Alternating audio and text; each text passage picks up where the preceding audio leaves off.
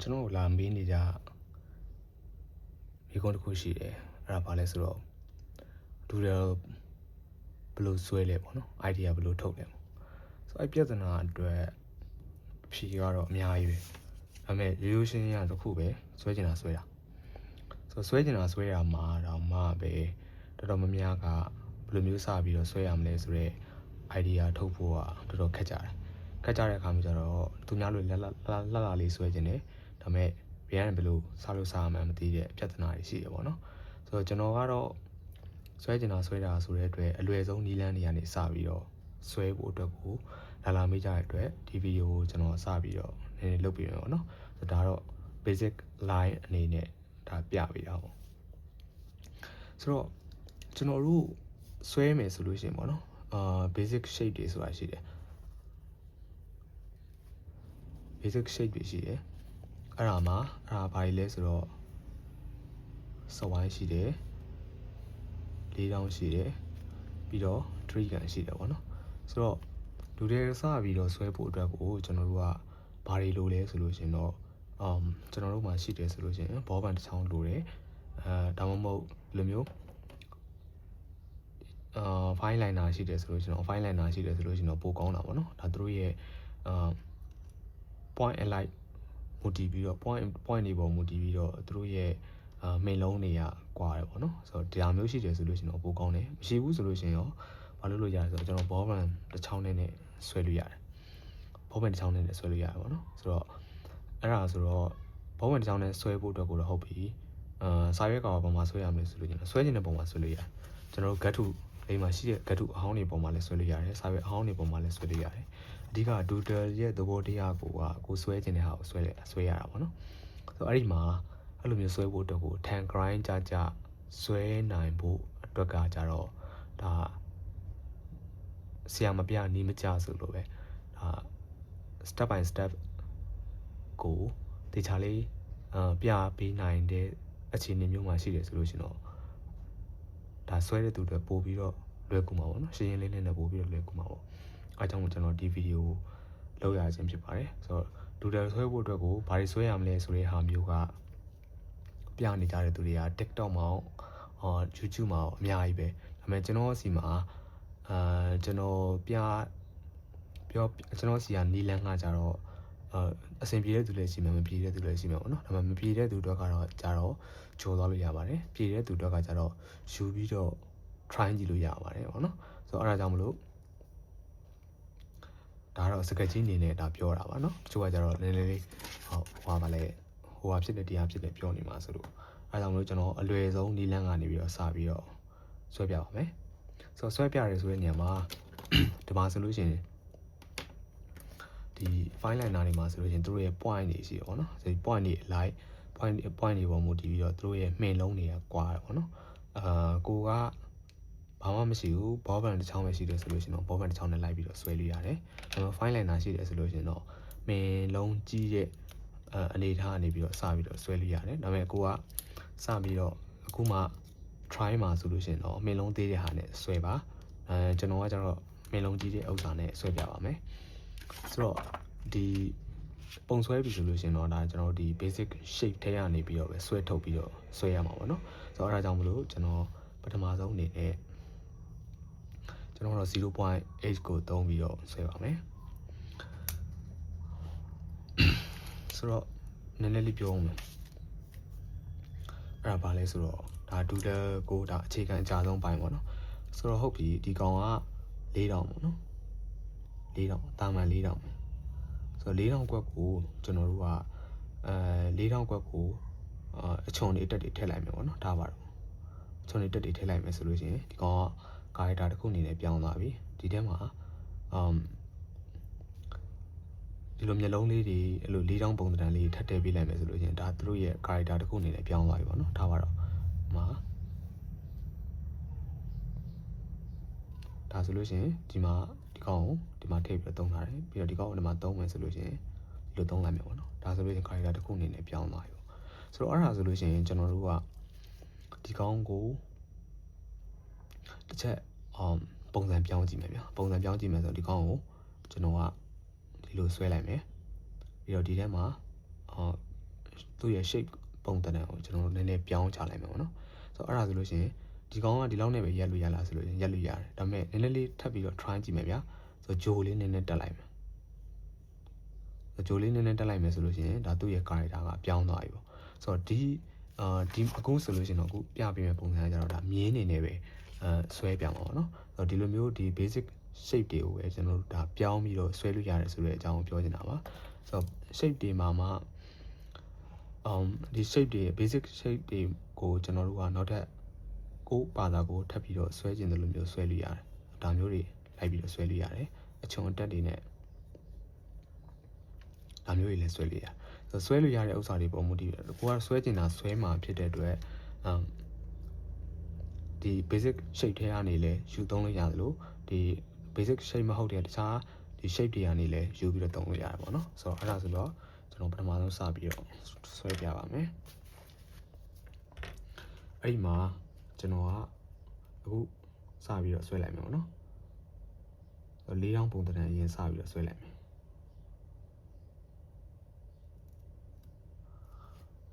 โอเคဒီကောင်က၄တောင်းပုံသဏ္ဍာန်အနေနဲ့ဒါရှိပြီပေါ့နော်ပြီးတော့နောက်တစ်ခုကဒီကနေပြီးတော့ကျွန်တော်ထပ်ပြီးတော့ထွက်လိုက်မယ်ပြီးတော့3ကန်ပုံသဏ္ဍာန်ပြောင်းလိုက်မယ်အဲ့ဥစ္စာကိုဒီလာရပုံသဏ္ဍာန်နောက်တစ်ခုထပ်ပြောင်းမယ်ပြီးတော့3ကန်ပုံသဏ္ဍာန်ပြန်ပြောင်းမယ်ဒီလိုပြန်ပြီးတော့ဝင်မယ်ဗျာ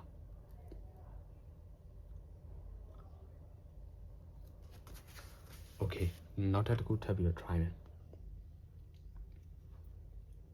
ရှေ့ဆွဲလိုက်တယ်ပြီးတော့မြင်းကရှေ့ကျင်တဲ့လောက်ရှေ့ရယ်ပြီးတော့ပြန်ပြီးတော့ချတယ်သွားပြီးတော့ချိတ်တယ်ဆိုတော့ဒါကသူ့ရဲ့ရိုးရိုးတန်းပုံစံပဲပေါ့နော်ဒီမှာလည်းနောက်တစ်ချက်ထပ်ပြီးတော့ဆွဲလိုက်မှာပေါ့နော်ကျွန်တော်နမူနာလေးထပ်ပြီးတော့ပြကြတယ်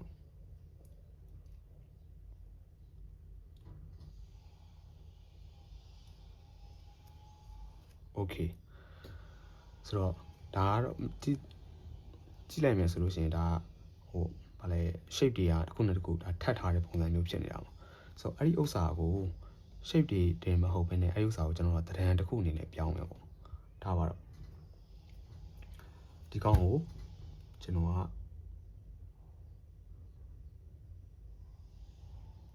ထဲမှာဒီလိုပုံစံလေးတစ်ခုထည့်လိုက်မယ်ပြီးရင်အဲ့ကောင်ကိုတစ်ခုနဲ့တစ်ခုချိတ်လိုက်မယ်ပေါ့နော်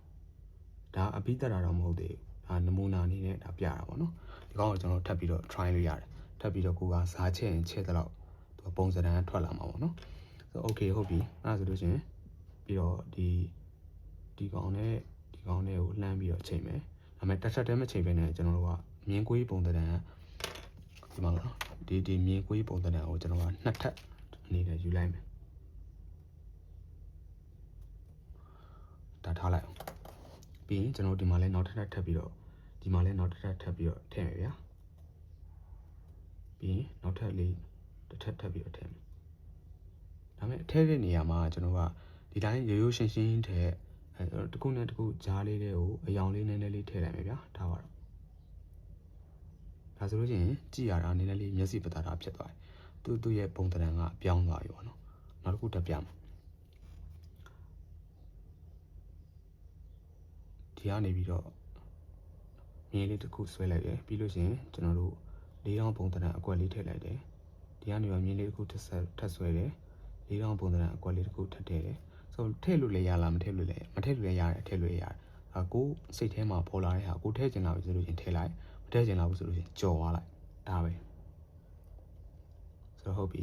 ဒီကောင်ကိုသွားပြီးတော့ဆက်မယ်ဆိုတော့ဒီလိုကျွန်တော်ဆက်လိုက်မယ်ပေါ့နော်โอเคအဲ့ဆိုလို့ရှိရင်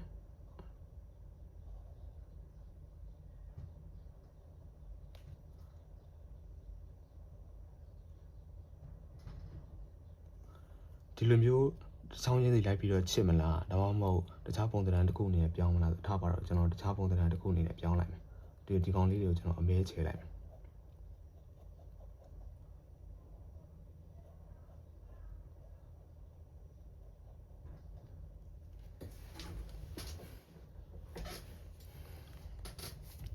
ဆိုတော့ဟုတ်ပြီ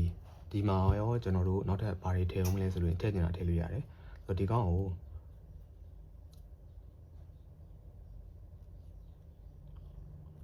tree ကန်တစ်ခုအနေနဲ့ကျွန်တော်ထည့်လိုက်တယ်ထည့်ပြီးသွားပြီဆိုလို့ရှိရင်အဲ့ကောင်ကို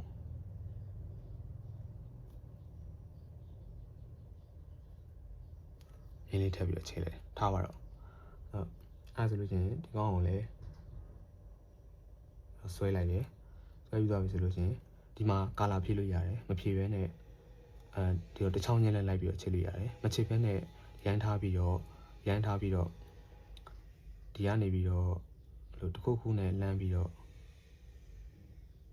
ချိန်လိုက်တာမျိုးလည်းရတယ်ပေါ့နော်ဆိုတော့ဒီထဲမှာကိုကထည့်ခြင်းတဲ့ဥစ္စာထည့်လို့ရတယ်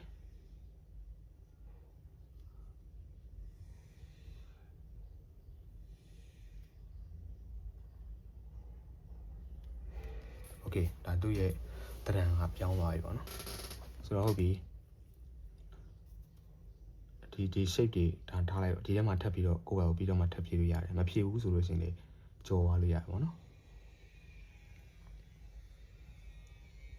ကွေးလိုက်မယ်ဗျာကွေးပြီးသွားပြီဆိုလို့ရှိရင်ကျွန်တော်ဒီတိုင်းဆွဲလိုက်တယ်ဆွဲပြီးသွားပြီဆိုလို့ရှိရင်ဒီမှာလာတယ်ဒီမှာချိတ်တယ်ဒီလာရနဲ့တူလို့ရလားဆိုလို့ရှိရင်တော့ရတယ်မတူလို့ရလားဆိုလို့ရှိရင်လည်းရတယ်ကိုယ့်ဘာသာကိုစိတ်ထဲမှာကိုကဆွဲကျင်တဲ့ဥစ္စာကိုရဲတင်းတင်းဆွဲလိုက်တာကပို့ပြီးတော့အဆင်ပြေရောပေါ့နော်မဆွဲကျင်တဲ့ဆွဲရတာတဲ့လို့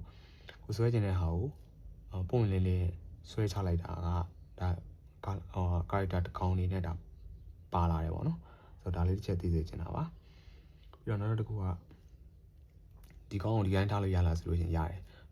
ဒီ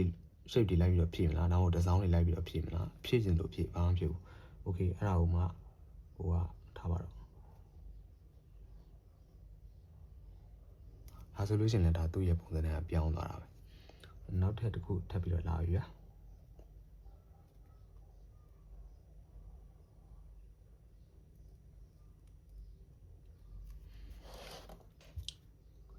အဲ့ဒီမှာဒီကောင်ကို character အနေနဲ့ကျွန်တော်သွားမယ်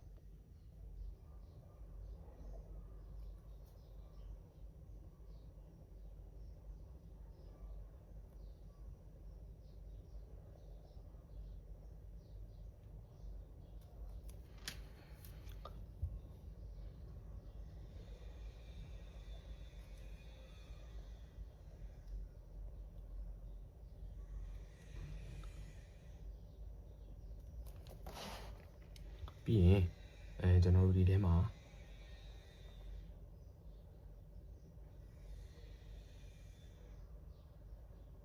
ဒါလေးတစ်ခုဆွဲမယ်ပြီးရင်ဒီကောင်နဲ့ပုံစံတူဆွဲမယ်ပြီးရင်အဲ့ဒီမှာဒီ character ကိုပေါ်ကျင်တာဖြစ်တဲ့အတွက်ကျွန်တော်တို့ကမှိန်လုံးသေးတဲ့ဟာနဲ့ထပ်ပြီးတော့လမ်းပြီးတော့ချိန်မယ်ပေါ့နော်ဒီကောင်လေးကိုထားပါတော့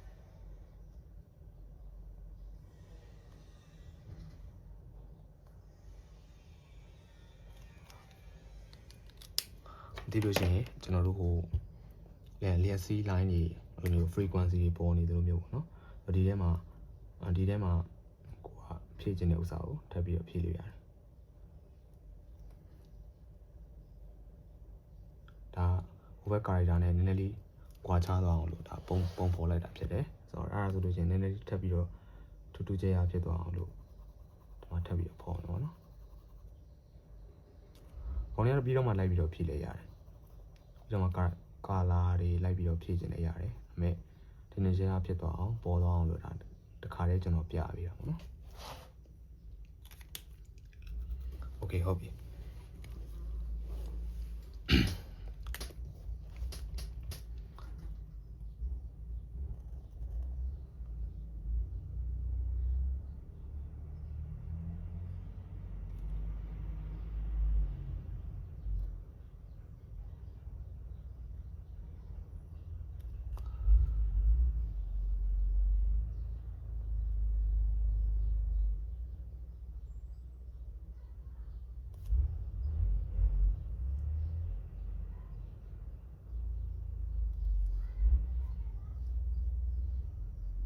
ဆွဲနေတာပဲဗျာဒါမှမဟုတ်ဘာမှန်းတော့မသိဘူးကိုဆွဲနေတဲ့ဥစ္စာကိုကောက်ပြီးတော့ဆွဲပလိုက်တာပဲပေါ့ဗျာသိရမလား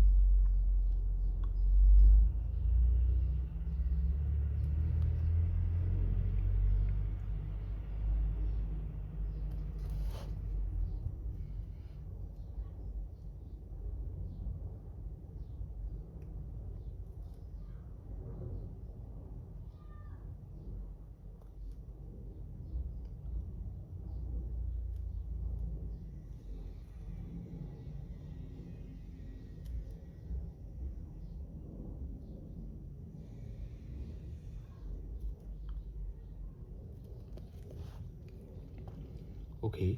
ဆိုတော့ဒီကောင်ကိုကျွန်တော်တို့ဂျိုလေးထပ်ပြီးတော့တက်လို့ရလားစေရတယ်ဒီမှာတက်ပြီးသွားရင်ဒီကောင်ကိုလှမ်းပြီးတော့လို့ချိတ်ချင်လည်းရတယ်မချိတ်ချင်တော့ဘူးဆိုရင်တရားထားချင်တယ်ဆိုလို့ရှိရင်ထားလို့ရတယ်ဆိုတော့ဒီမှာကျွန်တော်ထပ်ပြီးတော့ဖြည့်မယ်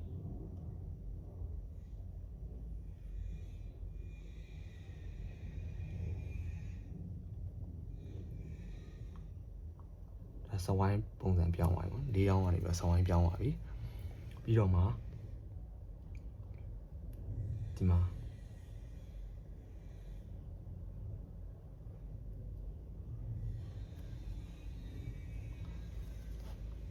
လိုက်ပြီးတော့ဖြည့်မယ်ပေါ့နော်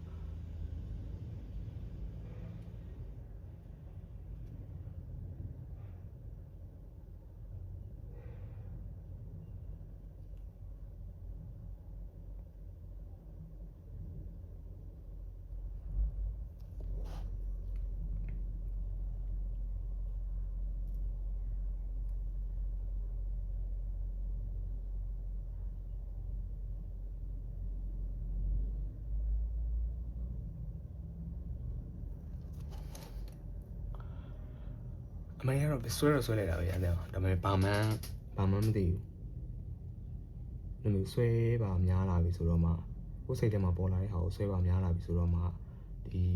ပေါ့နော်တခါကျရင်လို့ဆွဲနေနေဘာထပ်ပြီးတော့ဆွဲရမှန်းမသိတော့လောက်အောင်ဖြစ်တဲ့အခြေအနေမျိုးတွေရှိတယ်ဒါပေမဲ့အဲ့ဒါမစိုးရင်လည်းပြဿနာမရှိဘူးဘာလို့လဲဆိုတော့ဒါကကိုကြောက်တဲ့မဟုတ်ဒီလိုဆွဲတဲ့သူတိုင်းမှာအဲ့ပြဿနာကရှိတယ်အဲဒါကြောင့်မလို့တိတ်ပြီးတော့စိုးရင်စရာတော့မလိုဘူးစဝိုင်းပုံတံကျွန်တော်ဆွဲလိုက်မယ်ပေါ့နော်ဆွဲပြီးသွားပြီဆိုလို့ရှိရင်ဒီကောင်ကိုdoodle character အနေနဲ့ထားမယ်ဆိုလို့ရှိရင်ထားလို့ရတယ်မထားဘဲနဲ့သူ့တခုခုပေါ့နော်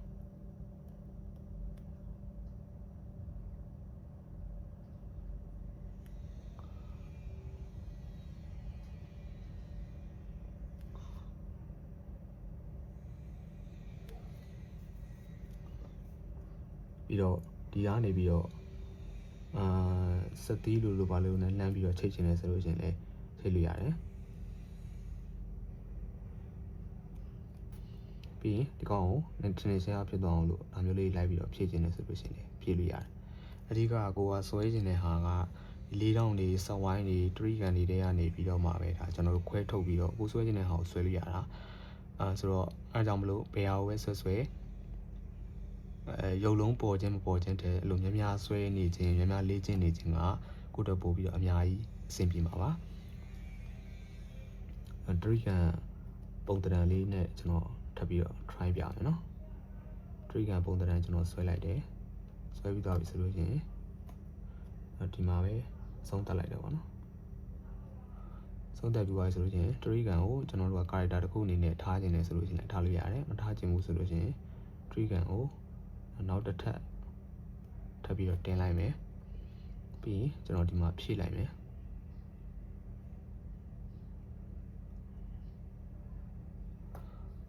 သူ့ရဲ့ပုံသဏ္ဍာန်ကတစ်မျိုးဖြစ်သွားပြီပေါ့နော်ပြီးရင်ဒီမှာလိုက်ပြီးတော့ဖြည့်လိုက်မယ်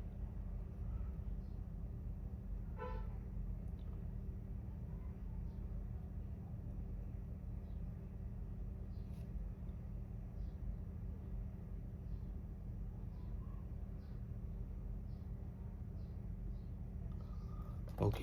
ဆိုတော့ဒါကိုပါတာကိုစိတ်ထဲမှာပေါ်လာတဲ့ဟာကိုဒါကိုပါတာကိုဆွဲလိုက်တာဆိုတော့ဒါကပုံကြတာလည်းရှိမယ်မကြတာလည်းရှိမယ်အဲ့ဒါလည်းပုံမကြဘူးဆိုလို့ရှိရင်လည်းစိတ်ပူစရာမလိုဘူးဆွဲနဲ့သူပါသူဒါကြလာမှာဆိုတော့အဓိကတော့ကိုကဒီဥစ္စာကိုစိတ်ဝင်စားတယ်စိတ်နဲ့တက်တယ်ဆိုလို့ရှိရင်တော့လိုမျိုးဖြည်းဖြည်းချင်း step by step သွားတာကပို့ပြီးတော့အဆင်ပြေတယ်ဒီလိုမျိုးတစ်မျက်နှာပြည့်ဖို့အတွက်ကိုတစ်ခါကြားလို့ရှိရင်ဘာဆက်ဆွဲလို့မရအောင်ဖြစ်ပြီးတော့လိုမျိုးဟိုပါလဲရက်သွားတာမျိုးကြီးလည်းရှိတယ်ပေါ့နော်ဆိုတော့ရက်သွားရတယ်ဆိုလို့ရှိရင်လည်းစိတ်မပူနဲ့ဆွဲနဲ့တခြားကိုပါတော့ကိုဆွဲကျင်တဲ့ character လေးပေါ်လာလိမ့်မယ်ခါကြောက်ရှင်ရှိတယ်ထားပါတော့ ပြီးရင်ဒီထဲကနေပြီးတော့ဒီလိုမျိုးချောင်းလေးထွက်လာမယ်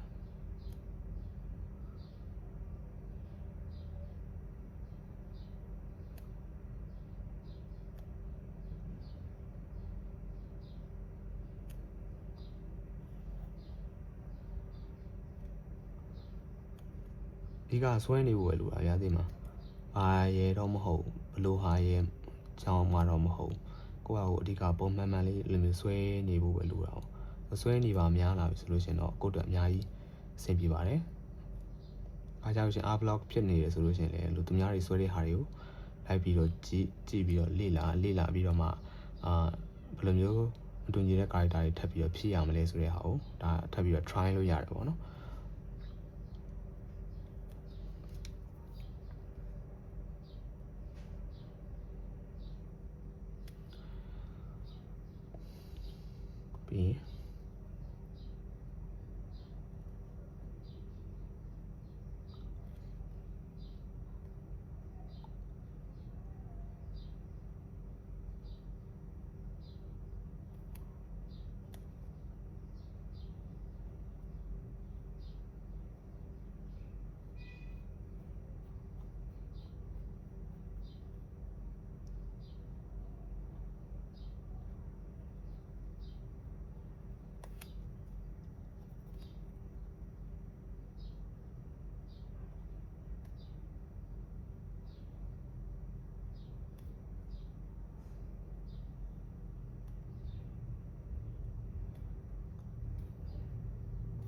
ပြီးဒီမှာဒီလိုမျိုးဆက်ရုပ်ပုံစံမျိုးစက်ကလေးမသိလို့ရှိရင်လို့မူလီလေးတွေစုပ်ထားတဲ့မျိုးထည့်ခြင်းနဲ့ဆိုလို့ရှိရင်ထည့်လို့ရတယ်မထည့်ဘဲနဲ့အဲ့တိုင်းထားခဲ့တယ်ဆိုလို့ရှိရင်ထားခဲ့လို့ရတယ်ပြဿနာမရှိဘူး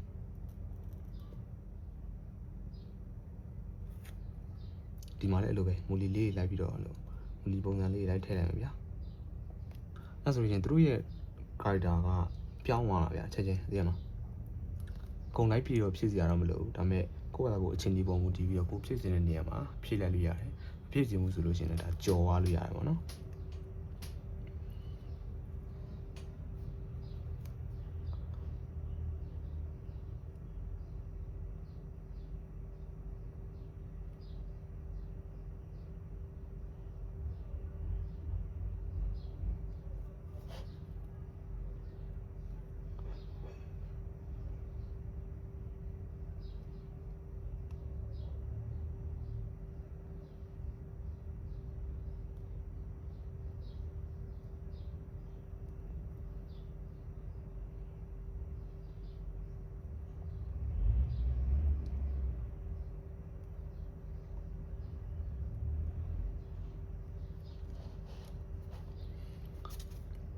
ပြီးရင်ကျွန်တော်တို့ဒီကနေပြီးတော့ဆွဲရဗျာ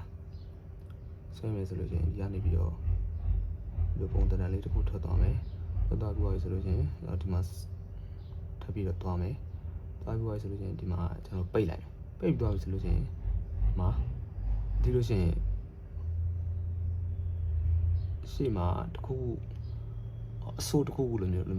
ဒါကိုကျွန်တော်တို့ရက်လိုက်တယ်ဗျာရက်ပြီးသွားပြီဆိုလို့ရှိရင်ဒီကောင်ထပ်ပြီးတော့သွားလို့ရတယ်မသွားဘဲနဲ့ဒီတိုင်းထားလိုက်ရဆိုလို့ရှိရင်လည်းထားလို့ရတယ်ဗျာထားပြီးဆိုလို့ရှိရင်ဒါသူ့ရဲ့ပုံရိပ်ပေါ့နော်အဲ့ဒါလေးနည်းနည်းလိုက်ပြီးတော့ဖြည့်မယ်ဒါဆိုလို့ရှိရင်ဒီလိုမျိုးဆိုလို့ရှိရင်လည်းဒါကိုယ့်ဘာသာအဓိကတော့ကိုဆွဲနေတော့ဒါပုံပေါ်သွားမှာပေါ့နော်ဆိုတော့ဒီလိုမျိုးဆွဲ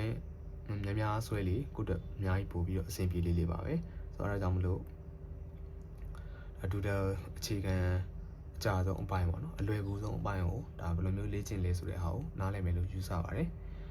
နောက်ထပ်ဘယ်လိုမျိုးဗီဒီယိုမျိုးတွေတင်စေချင်လဲနောက်ထပ်ဘယ်